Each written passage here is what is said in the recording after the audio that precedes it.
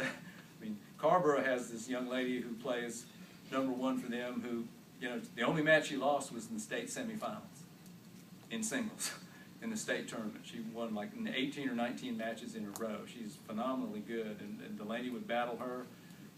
I would say the highlight match I was impressed with was the first time you played DSA and you beat Una Healy, who ended up being probably the second best singles player in the conference. The first time she played at Cedar Ridge, Delaney beat her in straight sets, 7-5, 6-4. And I could tell how good that young lady was. I don't even know if Delaney realized how big that was, because I had heard a lot about this young lady even before she stepped out on the court. Well, that was a huge singles win, and it also helped us win that particular match and set the tone. For the year, you ended up in singles, 18-10 overall, 9-5 in conference, which is outstanding, because 2 of those losses were to Danielle, who is like playing a pro player as far as I'm concerned. You ended up 12-8 in doubles, 8-4 in the conference, and obviously, if you make it to the Elite 8, one of the best 8 teams in the state, I think that speaks for itself. She and Josie, not many teams get. I mean, getting to states is an achievement, but winning 1 or 2 or 3 rounds is phenomenal if you can do it. And I think that was pretty amazing to make it to the Elite 8. Years ago when I first started, your older sister made it to states, but they lost in the first round, so you have a little bragging right. Well, I made it to the Elite 8. Where did you go? I'm not going to give her, she was a great tennis player too. But I have some awards for you, and to say the least, this is a no-brainer as far as she is the Cedar Ridge Most Valuable Player, and you get a little bit bigger plaque than the rest, and it's simply because you are the most valuable player on the team. You set the example, and I can't put it in words how important that is. There you go.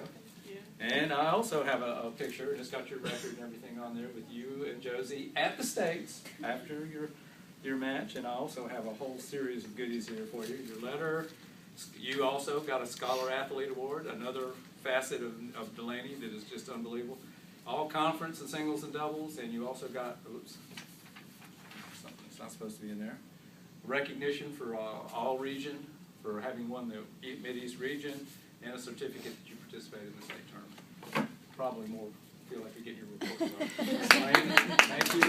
Unbelievable. Thank you for everything you've done. Thank you for your patience. And if I could, before we finish, I'd like to pass these out. And this is just for your interest, but I do have a few things I want to say in terms of final comments. Keys for people besides the parents and the players.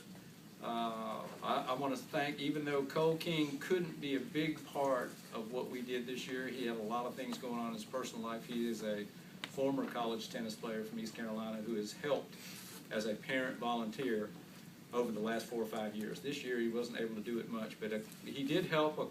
We did practice against Delaney and Josie before as tune-ups for the state tournament. And I'd like to think that some of that probably helped them get sharp for the matches they played in the state tournament and in the region. Melissa Knight, who does all the scheduling, all the stuff that goes along with both Orange and Cedar Ridge. She does both schools. Obviously our AD, Andy Simmons, he's a big tennis backer and so forth. And just a quick update, hopefully you know that we are going to get our tennis courts resurfaced. But the last word I had with Andy was, unfortunately, it's probably not going to happen until after the boys' season in the spring. I was hopeful that we might get to see the boys play on the new courts. But he says that the process, they have to rebid everything according to state law, and it's going to take a little while. And he said by the time they get to it, they're probably not going to want to start. I told him, I said, you can start, if they're ready to go, and I'm halfway through the season, go. I'll practice at Orange. I'll call Andy up and just I want him to finish those courts and get them nice. But it does appear that Patrick Rhodes has approved it. They have a certain amount of money they've set aside. They're going through the bidding process. So I'm hopeful that when we get to the end of the boys' season, that they will actually redo those courts. And the way they're going to do it is probably going to require, once they do everything, which I'm going to guess it'll take about 2 weeks, hopefully no longer. They will have to let the courts sit for 30 days. They can't be played on for 30 days, but there's nothing I can do about that. That's what they did at Orange. So just to keep you posted on that. Of course, Jim, some of you know Jim Pappas. He's also one of I play tennis with him. I think John plays with him some, but he's a big advocate, and he comes out and hits with us some, and he is a big proponent of our tennis. And of course, John Wheeler, our principal at Cedar Ridge, he's always super. He comes down and chats with me during the matches and stuff, when we have home matches and stuff, and he's always been very, very active and a big advocate for all our tennis young ladies and so forth. And just as I mentioned, I want to really give a toot of the horn out to the Orange Tennis Club, because Jason Zolatz and all the folks who work with the Orange Tennis Club program, I do think that they do a lot to try to help promote youth tennis in our county, especially in this part of it. I mean, we're competing against like Hollow Rock and some of these other private clubs and so forth, and they're trying to establish something right here in Hillsborough, and it's great. And one of the things that's helped some of these other schools is some other schools have middle schools that actually have tennis teams. Our middle schools here don't have any. If we could get somebody to do it, I mean, you wouldn't have to play but 3 days a week. But if you started in the 7th grade in middle school right here, I mean, I think Patterson, some of the folks who went to different middle schools where they have middle school program, no. I mean, I've had several boy players that have played at the Duke School. And they got here, they could really play tennis. They were very good. They had already been practicing and getting instruction and knew how to play well. And some of the young ladies are the same way. If you have that benefit, you can learn how to play tennis. There are lots of girls who start in the 9th grade, and by the time they're a junior or senior, can compete. But you know what? If you start in the 7th grade, look how much farther you might be able to go because by the time you got to your 9th grade and start as a freshman, you'd be much further along, and you could probably move along quicker and get better at the game of tennis. And you can talk to the ones who playing tennis matches. There's no way I can tell you a lot of things, but there's no way you can learn how to play a tennis match until you play a tennis match. I mean, I can show you a book or directions or a recipe or a to-do list, but you know what? It's a lot harder to do it when the person on the other side is not cooperating. If you know what I mean, you have to adjust on the fly. The tennis spot, they also did a lot to help us get our tennis uniforms and stuff, and I think that's really, really special. They try to work with us, and personally I try to do it. I mean, if the parents said, no, we don't want to do that, we'd go somewhere else. But the key is I like to promote and patronize local businesses if at all possible. And then, if we're going to buy uniforms from someplace, I think it's a good thing to do it from a community business, to try to promote that. So, if you have a chance when you leave and you go out, go by Mr. Desai, who runs this business. He allows us to do this. This is my 5th year in a row doing this.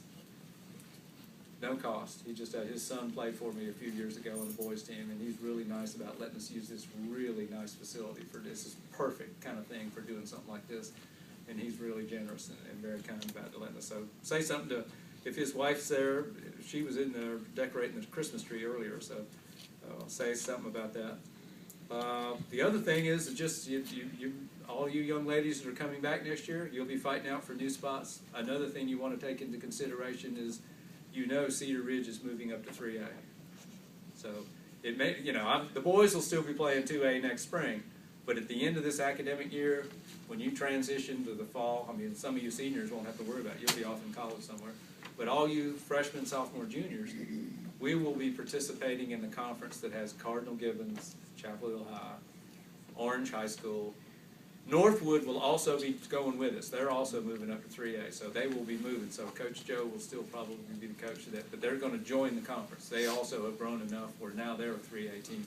Every 4 years, the state does this evaluation, and based on the number of students you have enrolled at the time they take the snapshot, you are put in 1A, 2A. Yeah, I mean, even math and science apparently has gotten big enough. They're actually going up to 2A, which is interesting because they only have 2 classes. So very interesting. Just a reminder about that. And all of you that are here that didn't get to play, fight hard, work hard. Let's see. I mentioned the new courts. If I could, let me take a few of these. Just take one per family if you would.